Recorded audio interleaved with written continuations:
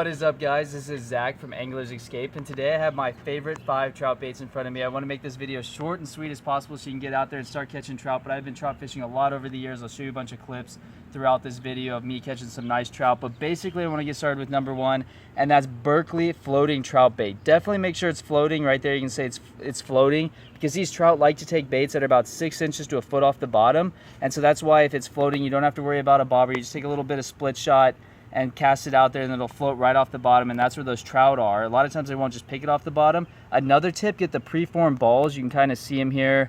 Colors in general, don't worry too much. Just get a couple different colors, because you never know. Every day is different on what colors are going to be liking. And so get those preformed balls. They stay on the hook very well. I see some people even fly fish with them. They stay on the hook so well. You can get the doughy baits. They work just as well as long as they're floating. The problem is they come off the hook a lot quicker.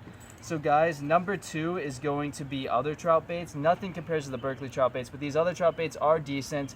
Definitely, if you do find something, make sure it's floating again.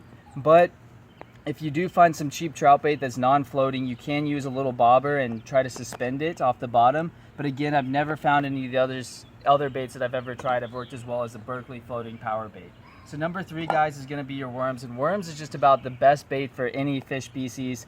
I definitely think the power baits beat out the worms in this case for trout, but these are just a good universal bait. You can pick them up from Walmart, any sporting goods store, night crawlers or red wigglies, and then again, you'll probably want to suspend them off the bottom with a real small bobber, not too big, so the fish starts to take that bobber underwater, doesn't feel too much resistance. So number 4, guys, is the trout bait I started fishing out with. This is one of the first trout baits I've ever used, and that's salmon eggs. The reason these are number 4 is because they don't work quite as well as these other baits, and they're a little more expensive. And they don't stay on the hook quite as well, and you have to keep changing out your bait, so it's kind of a pain. All right, guys, so this is bait number 5, and that's corn. It's probably the cheapest bait out here. It doesn't work quite as well as the others, but a lot of people really like to use it for chum. And so when I do fillet a lot of these trout that I catch, I find a lot of corn in their stomach, so they do eat it, and I have caught trout on corn. It's a good go-to bait if you got nothing else, and it's super cheap. But now I want to go into some just real quick tips on when you're using these baits. So the first thing is to pick up some real small hooks. As you can see, I got some real itty bitty ones here, and you can go on Walmart, or you can go on eBay or Amazon and type in 500 hook pack.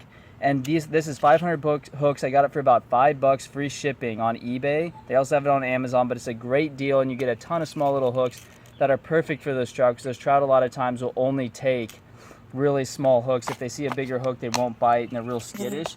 The other thing is pick up some 4-pound test line. You can get this from Walmart or any other sporting goods store. Only $2 or $3 for a spool of 4-pound test line. But I hope you learned something here today. You'll try one of these baits, catch a bunch of trout, and as always, good luck fishing.